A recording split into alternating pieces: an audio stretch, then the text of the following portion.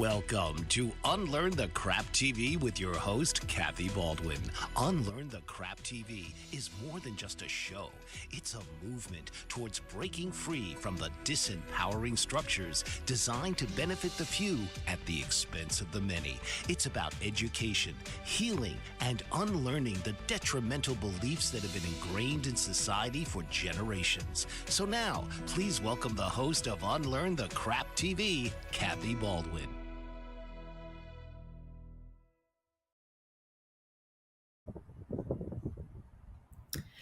Stagnation to success. Have you ever thought about what stagnant water is and what it looks like and how it affects us? Well, stagnant water is a breeding ground for disease, and it feeds mosquitoes, which feed disease. The diseases will end up affecting our brain, our guts, our digestion. Stagnant water will eventually become free of oxygen, which basically means it's dead. If that's what stagnant water looks like, imagine that's your life. Imagine your life is just creating disease and pain and creating all these problems physically within your body. You lose the oxygen for life. You would lose the ability to even want to create anything more, because stagnation is a form of death. In life, everything is either growing or it's dying. It's part of the universal laws. How do you know if you're stuck in stagnation? Well, usually you're starting to, if not already, feeling the effects of burnout. You usually have high stress, low sex life, fatigue, exhaustion. Everything in your body starts to hurt. That's not living. That's barely existing. I remember my parents moved to Lake Chapala in Mexico when they retired in 2001. And the lake was the biggest lake in Mexico, and it was the pride of the area. The rich people used that as their cottage country, and so many expats moved into the area. It was so beautiful. You had the lake and you had the mountains. But eventually what started to happen was they started damming off the rivers that fed the lake. The lake started to lose its water. It started to go stagnant. It started to have all of these plants overgrowing on top of it. I don't remember what they were called. They were kind of like lily pads. But they were strangling off the oxygen. The fish were dying. The water levels were dying, and the water was receding so far back that you could walk out to almost what felt like the middle of the lake. And I remember talking to my dad about this, and I said, what do you do when you're in such a situation that this beautiful lake is now basically dead and dormant? How do you bring it back to life? I asked him. Now, my dad wasn't a scholar and he wasn't a big educator, but he considered himself the king of useless information. And he always had an answer for everything. His answer has never left me. His answer was, well, first you stop doing the damage. You stop feeding the lake all of the things that are creating the problem. And when you stop putting in your issues and your problems and getting in the way of Mother Nature will fix it. And so I always thought about that when I was in my own life. I knew that I was in a state of stagnation. But my stagnation, instead of being inactive, where I wasn't doing anything, I was more like a hamster. I was running and running and running on the same wheel over and over and over again, always looking for the way to break free. but I was stuck. I was in motion. I was moving. I was exhausting myself, but I wasn't creating anything. And it took almost the point of dying, literally, figuratively, emotionally, whatever we want to talk about, whatever my breakdown was. And it was a lot of all of the above. But I was able to take a look at my stagnation and realize how I was using my energy, how I was not putting it towards my success. Instead, I was stuck on a hamster wheel of shoulds or supposed tos about who I was supposed to be, what I was supposed to be doing. I kept finding myself working for employers who were micromanagers, who were making me do things that went against my integrity. You see, I was in sales. And in sales, to me, I believe sales is an act of service. And so when I was being put in these positions where instead of being an act of service for the customer to create a win-win, I was now being put in this position of being that slimy salesperson who was forced to close with hard pressure. And it made me sick. Literally. I realized here I am going against my own very best nature, going against who I was. And now what was happening was I was killing myself. Well, I'm happy to share that there is a way out of stagnation. I'm happy to share that you can go from stuck and stagnant and in monotony and in fatigue and in a place of just being stuck into creating the greatest success you've ever had in your life. I have an amazing guest who is about to join us. Our engineering team will let us know when she's here. Oh, is she here and ready? Okay, well, I will let her join when she comes in, but her name is Yvonne, and Yvonne McCoy is a success strategist. She is a master at having the ability to see where things are stuck, where they're not moving, where in your own life, in your business, in your life, in your career, where you just seem to be stuck and not creating the life force, the energy, the power source that will take you to the success that we all desire and deserve and is our born right gift. This is what we were designed to do. And so today's conversation, we are going to be talking about how to go from that place of stuck and stagnation. I believe that has been a purposeful creation by society, because when we are stuck, we are susceptible, we are impressionable, we are controllable. We can be part of somebody else's profit center. We can be part of somebody else's goals and their dreams. What happens if we can break that? If we can break that cycle of stagnation where we're stuck and our life force is being drained out of us, where everything feels like we're walking around with cement boots and we're just trying to make it through the end of the day, trying to make it through to the end of the week, just trying to make it through to the end of life. What kind of existence is that? Well, you know, here at Unlearn the Crap TV and me, that is the farthest thing that I can stand to put up with. That is life-sucking, parasitical life. And we must address our own personal stagnation. our own places where we're stuck.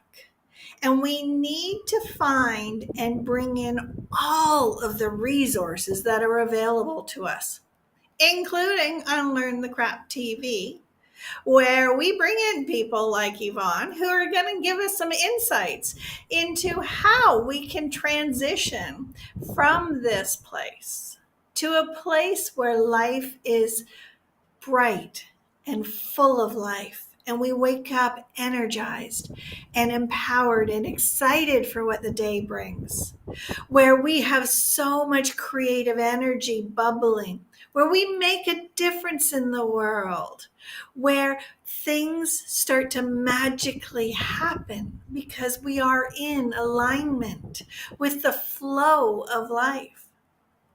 If we equate our life to the stagnation of water, we need movement. We need to be fed the nutrition of those water sources, of the energy of oxygen. It is absolutely imperative. And so I'm going to pause here and ask that we take this moment to get our guest situated in the back room, and ask that we now go to our commercial break just a minute early. Is that possible, Will? Can we take our break now and then be ready to bring Yvonne on? Yes, we can. Thank you. We'll see you all back in a minute. What if there were a super tiny device that could diagnose the brain and is smaller than a single human hair? What if you could see inside the brain to help an epilepsy patient during surgery or to help the fight against Parkinson's disease? Dr. Patricia Broderick is proud to announce the Broderick Probe, a biomedical and electronic breakthrough. Imagine a probe to help with the understanding and potential cure of brain-related diseases. To learn more, listen live to the Easy Sense radio show with host Dr. Broderick, Wednesdays 7 p.m. Eastern on the Bold Brave Media Network and TuneIn Radio. And to help support the Broderick Foundation, please go to EasySense.com and learn how, with your help, we can fight these horrific brain disorders. That's EasySense.com to learn more and help support the Broderick Foundation.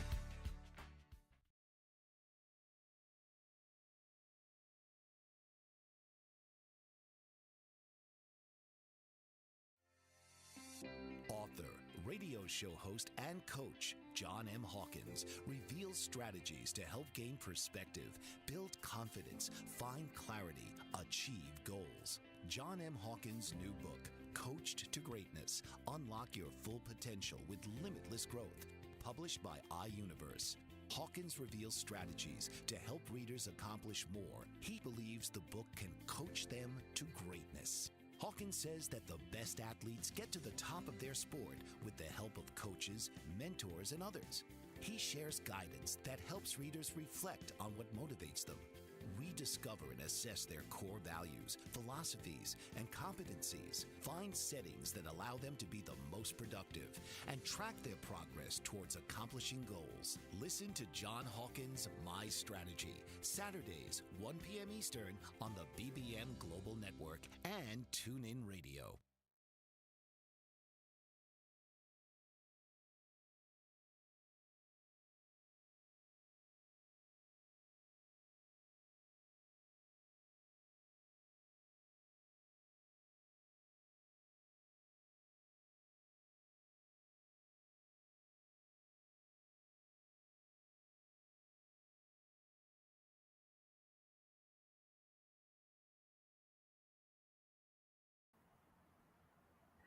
Welcome back to Unlearn the Crap, where life is not always perfect, but we deal with what happens and we move on. We've had some technical issues with our guests, but I'm happy to say Yvonne McCoy is here and live and joining us. Yvonne. Hello. Hello. I have to tell you that I heard your introduction earlier when you couldn't see me. And you know that she said you have the amazing ability to know how to be strategic and know what kind of roadblocks. And I actually started early trying to get on so I would be here 5 minutes early, and I still didn't make it on time. So technology is the one area that I have not seemed to gotten a handle on. That's okay. We all have our own geniuses and our own gifts. Absolutely. Your gift is about helping people go from that stuck, stagnant place to success. Tell us, how did you get into this? It was not a straight line by any stretch of the imagination, and I think that's why I got good at it, for the simple reason that I think so many of us are formed in a societal image and don't get a chance to really think about what we want. And it's funny that my realization about this, there are two things. One is that, like everybody, when COVID happened, I lost all my clients and I had to kind of start over. I mean, I really went to zero. And I thought, if I've got to rebuild my business, I want to do something I like for a change and not just do what I'm good at. Because I believe we have a heart business and we have a head business. Our head business is what we're just naturally good at. We can do it in our sleep, but it's not something that we're necessarily passionate about. Our heart business is the thing that we're passionate about, but we haven't figured out how to make money at it and feel guilty about making money at it because we would do it for nothing. And so that was the beginning of it. That was the beginning of where I started on that. And the idea was, what do I want to be remembered for on my 100th birthday? Right? What I had been told and what I had done was, I'd gone to college, I got my master's, I gotten married, I had 2.7 kids. My 0.7 is my short kid, right? I had a dog. My son said about her the other day, she is just too sassy for that short chassis, which really made me laugh. But anyway, I had the 2.7 kids. I had the house, the car, the bills, but I didn't have the joy in my life. Yeah. The thing that I really wanted to do. And it was kind of like, how do I get there? How do I reset the way I prioritize and what I'm thinking about? And that's when I discovered how important having a vision is. A big, bold vision, not just, a little one, but a big, bold vision. And what I say about that is your vision is your dead reckoning. And dead reckoning is an old time sailing concept. When sailors had to compensate for the winds and the currents, they would pick a distant point that they could use to navigate by. And that's what we need, because change is constant, and there's no straight line to get to where you're going. You're always going to have to make adjustments. And in the world that we are in now, it happens a lot faster than it ever happened before. And so if you have that dead reckoning, which is your values and your beliefs and what you want to be remembered for, then that will help you guide your decisions so that you can make decisions that will keep you on course, even if they're not in a straight line. And that was the beginning of it, right? And then Can I just interrupt for just 1 second? Because when I had my breakdown and realized I had to build myself up, I used those business concepts of vision and mission and purpose and ethics and all of these things to create my life. But I did not know before then that I could do that for my life for myself, which is why I didn't have a dead reckoning. yeah. And I think the other part to that is, I say, all right, there's an exercise. All right, so just to take a step back, at one point in my life, I was almost homebound. I was 440 pounds. Okay. And I also had a nervous breakdown at that point.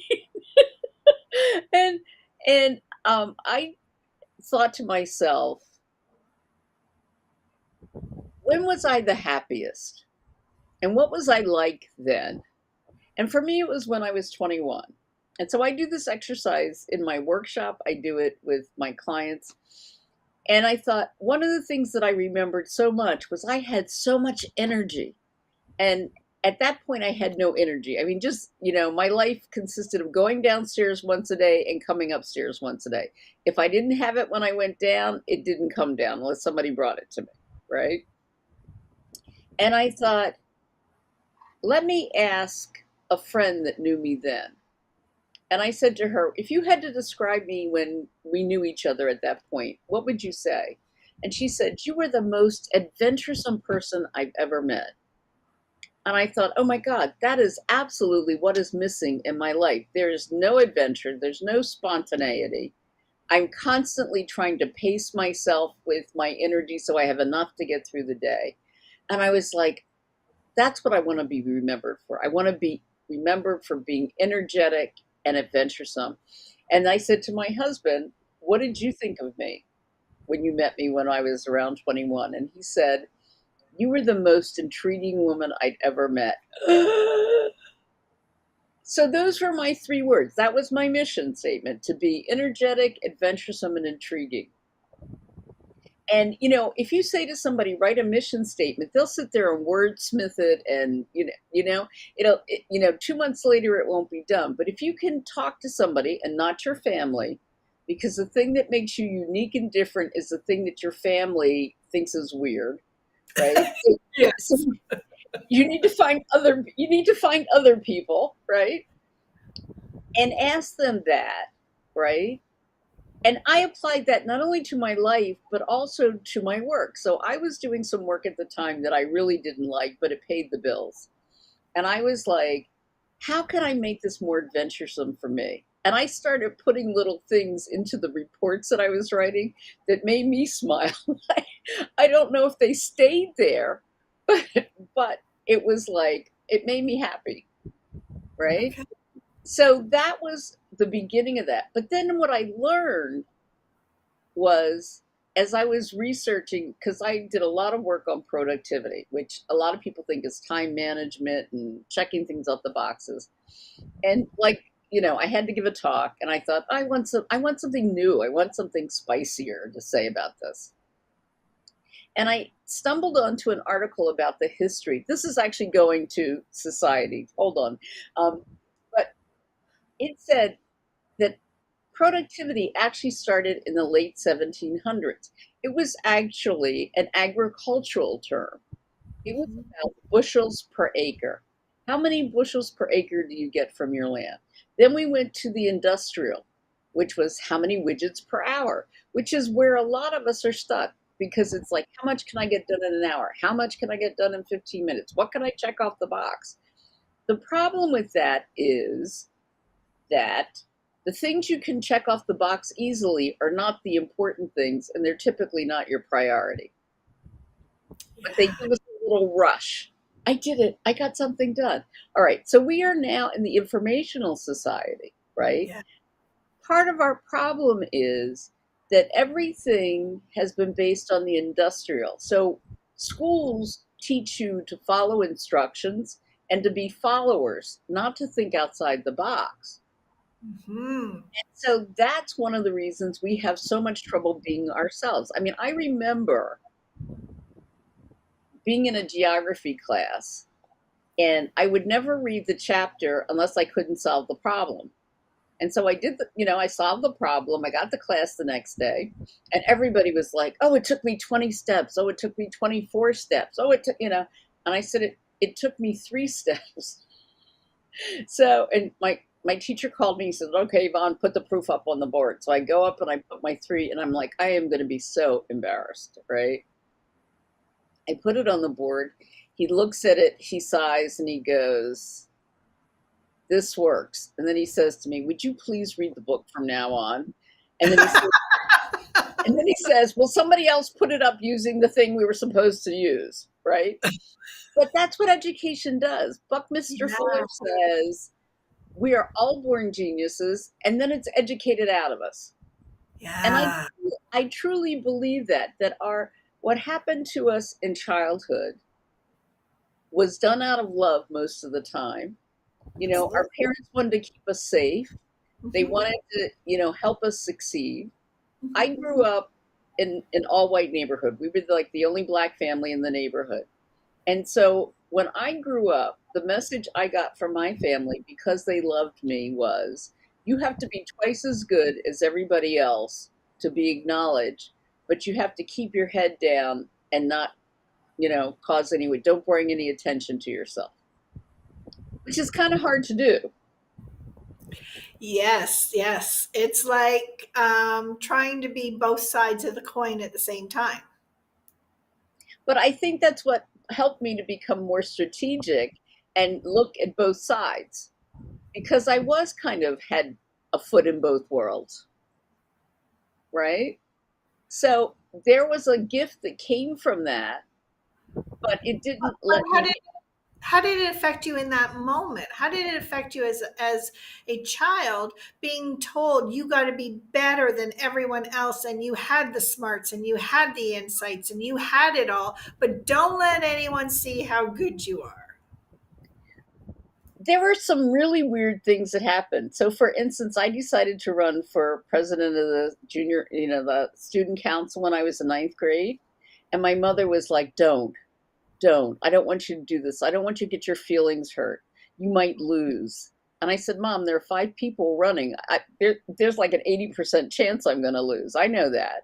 But she was like, don't, I don't want you to get your feelings hurt. I don't want you to put yourself out there and have people, um, possibly say mean things to you. I mean, the other thing that happened was when I was in elementary school, um, they used to play this game, which I cannot remember what it was for the life of me, but it was the girls were in one camp and the boys were in the other camp, and I was neither. I was the messenger. Because you were the only black child? Hmm. I we talk all the time about traumas and how traumas are not necessarily those big things where, beating or any of those other major things. They are those little moments. Hmm. We Just before we go to commercial break, can you sum up quickly what that kind of trauma, because obviously you're not in grade school anymore and it's still a pivotal thought in your mind that this Well, happened I to you. think I think the thing is that there's an awareness there that I did not have when I was a child. That was normal. I didn't Okay. know I didn't know anything else. And so now that I'm older and I can put things in perspective, now it's like, oh, so this is what happened. This is the way that I react to that. This is why I have a knee jerk reaction about something. I mean, one of the strangest things is that I never seemed to be black enough. And, in college, people would say, which one of your parents is white? And I'd say neither. And it kept coming back to me. You're an intelligent black woman. You should do this. You can't just do what you want to do. You need to do this. Right. So Wow. it was a very weird thing for me. And it hasn't been until like the last George Floyd things and those kind of things that I've actually tapped into that. And the thing that is, I mean, and it affected me in lots of ways. For instance, my father was an electrical engineer, and I was in a program and I said, I would pick him as a leader. And they said, what would be the one thing that you would change? And I said, my father was not very direct. He was very persuasive, but he was not very direct, which I never understood.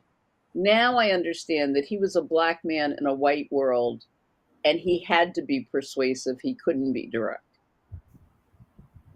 Wow. So there are lots of, I'll tell you a legacy story that has to do with that too when we come back. Well, actually, we were on such a roll that we're going to just keep going, and we're gonna take a break in a few more minutes. So, I have a question about what you just finished talking about. Mm-hmm. I've got so many questions. First of all, how did you go from 440 pounds, obvious stagnation? You did some root cause analysis and stuff. How did you transition to success. How did you move yourself out of that stuck place? Well, I think, it comes back to anything that you want to be successful about. You have to have a big enough why. And, doctors will say it's for your health, it's if you want to live longer. All these medical things. I knew how. It wasn't an issue. It's a pretty simple equation. You have to burn more than you eat, right? The thing that I didn't have was a big enough why. And my why came when I found out that my first grandchild was coming. And I was like, I want to be an active grandmother. I loved my grandmother, but I jokingly say she was 5 foot round and 5 foot tall. And she only existed in the kitchen with an apron on, right?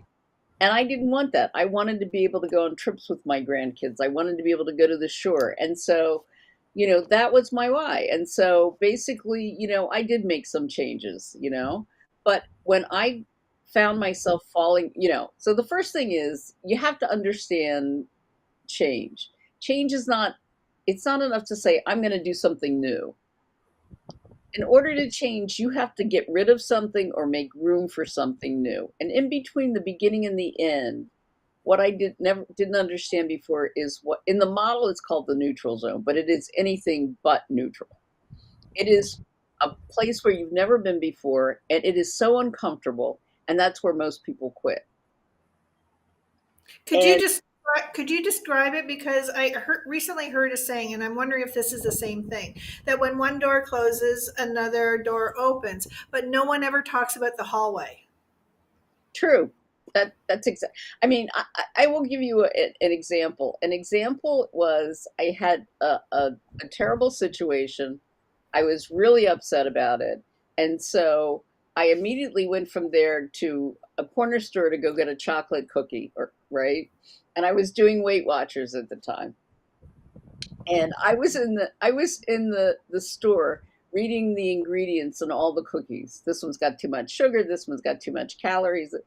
And finally I just had a total meltdown and went, I can't even have a cookie in peace, right? And I just remember thinking, I am so glad I'm not driving because I'm a mess, right? But, I was at a point where I was changing that habit where I would eat to soothe myself. Yeah. But I still wanted to do it. Yeah. Right? And you hadn't transitioned into the new yet. Right.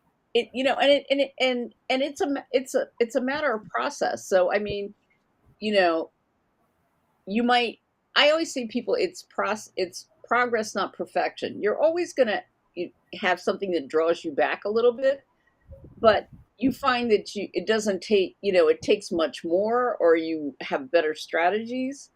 When I was doing health coaching, I would say to people, it doesn't matter how goofy it is if it works for you. So I just took a mindful eating course again because I want to lose some more weight. And the question they asked me was, when was the last time you ate something that you really enjoyed? And I was like, oh my God, I don't remember. Right? And one of the things about losing weight is it's not like smoking, where even though it's hard to stop, you can live without smoking. You can't live without eating. No. And so I know for myself, a lot of people say you should eat 4 to 6 small meals a day. I can't make that many decisions over food a day. That to me is just totally draining, right? That's my decision fatigue when you're getting fatigued just from surviving on your food choices. I have never been able to journal about food. First of all, I know I shouldn't have eaten it, so I don't want to write it down. I don't want to see it. And to me, there's no way to get some sense of a way to evaluate it, because was it 2 weeks ago? How do I find what it was or what I was, And so I found a really weird thing that nobody has ever talked about that I think saved my life. And it was about graphing your eating. You took, some graph paper at the time. You put half an hour segments across the bottom and the day, 30 days up. And every time you ate within a half an hour segment, you colored it in. And after a while, you start to see your behavior because you get spikes. That I can use and do something with. And the first time I did it, my two kids were young. They were, I had a toddler and a young kid. The first 3 days I ate every day from the time I got up to the time I went to bed. I got up, I got coffee, I had breakfast, I made breakfast for the kids, I finished eating their breakfast, then I called myself eating lunch early so I could, I could enjoy it. Then I made lunch for them, then I finished their lunch, then I started making, it was like, I was like, oh my God, this is horrific, right? So, as I did it, I started to reform it. I started realizing that there were certain times of the day that I was, when my kids got older, I don't do it every day. I do it every once in a while to restart. But at one point I was eating, I had what I called spontaneous eating, like at 4 o'clock, 3:30, 4 o'clock every day. And I'm like, why is that? And what I realized is my daughter was coming in from school with a bag of chips and I'd say, give me one. And then what I realized was I hadn't had anything to eat since breakfast. I was hungry. If I had lunch, that went away. So I had a way to get actionable, something that I could act on. But I think the other part to it is, I started telling you I went to this, mindful eating. And what I realized was the last time that I really savored some food was I had some sorbet or something with this teeny Demitas spoon, right? And I remember when I lost weight, I started taking portions of like ice cream or whatever out of children's, cups and dishes. And I thought, I'm going to try that again. And I bought myself toddler silverware. And it really slows you down. It's amazing how much I've slowed down, even now with my eating because they're much smaller. They hold a lot less. And I don't have to think about it. It's a strategy that's in place and it works. So I was going to say, that is amazing. How do you take that type of mentality, that kind of thought process, and move it to any other area of your life? Because we're talking about stagnation to success, right? Right. And it can be weight, it can be business, it can be life, it can be relationships, it can be anything, right? So one of them is, can you do this for the rest of your life? You can go on a starvation diet, but you can't do it for the rest of your life. What can you do that you can do continuously? So let's take social media. A friend of mine who is in social media, she was like, you need to post. And this was a couple of years ago. And I'm like, I don't want to post. I don't want to take pictures of my food. I don't want, And she said, what have you done in terms of marketing that you like doing, that you've done for a long period of time? And I think that was the smartest question she ever asked me. And at that time, I'd had my Blog Talk radio show for 3 years. And she said, what do you like about it? What do you like about it that you have done it consistently for 3 years? And I said, well, first of all, I'm a talker. So I like to talk as opposed to write, right? I said, but the other thing is that I think that it's informational and I get to try things that I can bring to my audience. And she said, you can do that on social media. So that's what I say to my clients. I want you to be consistent. You don't get success without consistency. That you have to do something on a consistent. If nothing else, you have to do it so your clients can find you. Yeah. I had someone who said to me who was in a spiritual healing, and she goes, you were just too linear for me. I don't think we can work together.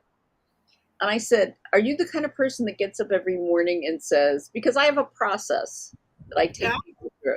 So I said, do you get up every morning and say, this is what I feel like doing? And she's like, yes, whatever the spirit moves me. And I said, okay, your business is like a mobile store that you move at least twice a day. And every time you move it, you sell something different. You start out in the morning with, books, and then you decide you're going to sell skateboards, and then the next day you're going to sell donuts, and then unless your clients are psychics, They're not going to know where to find you when. And what you're selling. Yes. You have to give them a shot at being able to find you. And so consistency, I mean, and so for some people, consistency is once a week, twice a month. Some people it's once a week. Some people it's every day. You pick your own level of consistency so that you can stay successful with it. And that's And we can do that with any area of our life. right. Exactly. So I love that. I was just going to say, I love it. So what can you do consistently for a long period of time so that in business people can find you, also so that you have time to, you don't necessarily have to have, you don't have to lose 50 pounds in a week. You can lose a couple pounds a month if you keep doing what you're doing consistently. Which doesn't mean that you can't, what I tell people, one of the bad problems about following a guru is it's cookie cutter. Life is not cookie cutter, right? And one of the first things I say to people is you need to be aware of the situation that you're in right now. So for instance, if you have a fire in an ashtray or a trash can, you don't call the fire department, right? So if you're doing something, it makes sense to say, I want to launch a new program, but I'm also trying to move into a new house. I'm also trying to do this. Does it make sense to try to do all these things at once? I mean, I don't know about you, but I was raised like, woman, hear me roar. You can have everything all the time. Not unless you're absolutely crazy and make everybody else in your life crazy. So being realistic does not mean that you're settling for it. It means that you're prioritizing. What is the most important thing for me now that I need to get done? So that's, that I can still stay consistent with it. So I just started a podcast. I had shut down the Blog Talk Radio show and I don't like to deal with technology. So I found somebody who's going to deal with the technology and I just have to talk to the guests. So I'm rolling. Well, that sounds like not only do you know yourself, know your strengths, know where you are best to shine, and you built your business around that. That is sustainable. That is It amazing. is. And On that note, I'm going to just say we can't just keep talking, even though I could just keep talking forever. So we're going to give a little break here, and then we're going to come back and we're going to talk about more about how you work with people and what your processes are and how you can get us from stagnation to success. okay. Right after this break. Did you know that your beliefs create your entire reality, but it's the subconscious beliefs that do most of the creating? Belief shifter and life coach Shiraz can help you identify those limiting beliefs and eliminate them, often in a single session. Like it was almost instant, like I had relief right away. Creating better health, relationships, careers, and finances. Let Shiraz help you step out of safety and into awareness. Definitely something's happening. It's like a flow inside. It feels good. Whether in person or online, Shiraz provides personal coaching, belief shifting. Visit Shiraz at energeticmagic.com or call 416-529-7429. Energetic Magic on the BBM Global Network, Tuesdays at 7 p.m. Eastern. Find your greater happiness. Be well. Be aware. Be magical.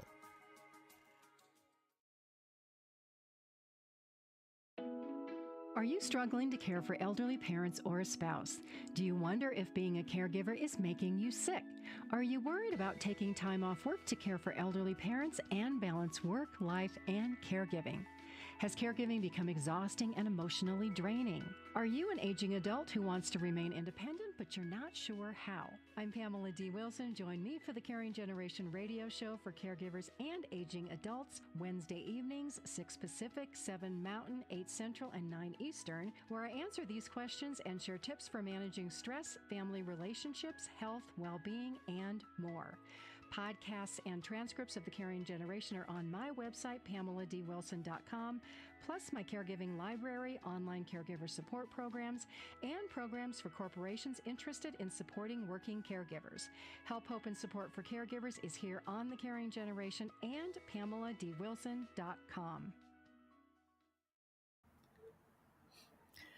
So where do we begin? We talk about your podcast. We want to talk about how you help people with moving from stagnation to success, because you have a whole history of it. You are a graduate of Wharton Business School, right? So you've got the practical, the educational, you've got the experiential, you've got the insight. I mean, you've got the full package when you bring your clients through things, don't you? Yes, and I would say the biggest teacher, I have probably a PhD in making the wrong mistakes, making the wrong decisions. I mean, I actually ended up in Wharton as a mistake. I actually decided I was a hippie. I was running a food co-op that, because of something that happened, went belly up, and I was like, you know what? Nobody ever said to me you should go into business, and I'm really good at business. I'm going to go to get my MBA. And I asked my mom if I could borrow some money so I could start right in September, and she said, I'll lend you the money if you make your husband clean your windows. And I said, Mom, he's a grown man. I can't make him do anything. And then we got into our typical fight. And so I had to apply to other schools. I had to apply to school. I wasn't, going to go to my alma mater. And I applied to Wharton, got accepted. So I have made a lot of very weird mistakes in my life. But I have to say that I've been lucky enough that sometimes I have been given an opportunity, which didn't seem like an opportunity. So one of the things that opportunity I was given was, I got fired from my job of 15 years. I had really good unemployment. My kids were a couple years from college. And I went, I'm going to do something I really want to do.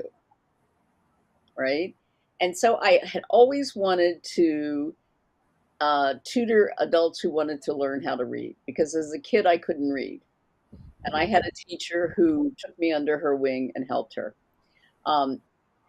The sad part was I was not good at it. I was actually quite horrible at it. I think because it triggered a lot of things for me. I mean, I had the utmost respect for the people that were doing it. I mean, and I felt really bad that I couldn't help them. But from there, what I found that I was really good at was workforce development. How do you train people? Because I'd been in a background of taxes where I had to train a seasonal workforce, and I was really good at that. And I made up my decision that when I made my mind up that when I did that, I was gonna just say, when I don't know something, I don't know something, and not try to,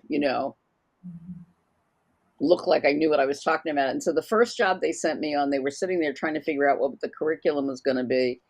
And I said to them, I don't understand a thing you just said, or what you're trying to do. And they said, how would you do it? And I said, it's really simple. This is where they are. This is where they need to be. These are the steps they need in the middle. And they went, oh my God, we would have spent 3 days developing this, curriculum. And I'm like, but that's having the foot in both worlds. The company wanted one thing, the employees had these other issues. How do you get them both on the same page? How do you be the translator, and carry the message so that it makes sense? I mean, people would come to my class and I would say, why are you here? And they'd say, because I have to be. And I'd say, okay, well, since you have to be, this is what we're going to be talking about. How can you take away something personal that's of value to you that will also help you in your job? And then they would say, well, that makes sense to me. Other people would go into companies and go, I have this grant and it will help your employees raise their level of education. And the company would be like, I'm not interested in that. And I would come in and say, do you have a lot of rework? Are there lots of mistakes because people aren't reading the instructions correctly or following the, And they go, yeah. I go, well, I've got a grant that'll help them do better. So I've had 2 points in my life when I've been able, when the world has kind of stopped and I've had a chance to evaluate and say, what is it that I really want? You know? And Is that how you work with your clients? Is help them figure out what you do for yourself so naturally? what I say to them is I talk, the way that I do it is I talk to them about their heart business. If you could do anything, and not get paid for it, what are you passionate about? So that's a yes. What is it that you're good at? Right. And then we find the sweet spot where they Okay. can. Okay, so I'm going to challenge you with my own story. Okay. And the reason is I could not answer that question for you if you had have asked me before I started writing my books, doing this TV show, and that all just kind of arrived for me. I didn't know, and when I found myself there, when I'm writing, when I'm talking, when I'm collaborating, when I'm helping to make a difference, all of a sudden I realized this is it, but I couldn't articulate it before. Right. So people come to me with their businesses. So they're already doing something and they've already kind of got an idea, right? But it may not be, they need clarification on it. And they need to know how to make it sustainable. So something that is, maybe it's a good idea in the moment, but it's not going to be a good idea 3 years from now. We take a look at how we can take that to energize and get them so that they've got something that's sustainable. I'll give you another example. My goal is that you always leave better because we've talked, right? And I'm usually pretty good at this. And I had somebody come on one of my, free hours, and I said, "What's your business?" And he said, "Farming." And I was like, "Oh God, I know nothing about farming." And so I'm breaking my streak because I don't think I can help with this. But then when we started talking, it turned out he was interested in aquaponics and he was getting out of the Navy and he had a huge background in logistics and and so what we talked about was the idea of doing some kind of aquaponic science kit that he could be shipped around the world to naval bases, to army bases and, for kids and stuff like that. And he was like, "Oh my God, this is amazing." And it turned out I told somebody who knew somebody who made a connection with him. So in the end, Yvonne, people need to connect with you because you just showed how you could have taken someone like me who didn't know where to put all the pieces together, and you put it together beautifully. People are watching right now. I know they're looking at you and thinking, if she can do that for a farmer, what could she do for me? How do they find you? How do they find you and go from stagnation to success? okay. So I have a workshop that I do monthly. It's called Using Your Uniqueness to Attract Better Clients. And so part of it is we are taught not to be unique, but to fit into the cookie cutter mold. And so that is the big part of it, because when you use your uniqueness, you're just so much happier. And it's the thing that makes you stand out in a crowd so that you are attracting people who like what you do. So, how So, can they register for this? Because we are almost out of time and we need to unfortunately cut this conversation shorter than I wished. How can they register for this event? so they can go to yvonnemccoy.com/workshop. And that is good for, it is a reoccurring one. And I think I also sent you a link that you can use for your viewers. We'll put that in the show notes because it's too late for us to share Right. it out here right now. And Yvonne, I was just going to say, you're also put in a book a call. If they don't want to wait till the workshop, they can just call me. perfect, perfect. Well, I want to thank you so much for being a part of this conversation. I could have talked to you for another hour. You are so engaging and insightful and such a joy to have on. I hope everyone reaches out and works with you. And until next time, take yourself from your own stagnation to your own success. Get the resources you need. Question everything so you can achieve anything. Until next time at Unlearn the Crap, I'll see you. Have a great week. This has been Unlearn the Crap TV with your host, Kathy Baldwin. Tune in each week as Kathy challenges you to rethink everything you know about personal empowerment and societal structures. Thursdays, 4 p.m. Eastern on the Bold Brave TV network.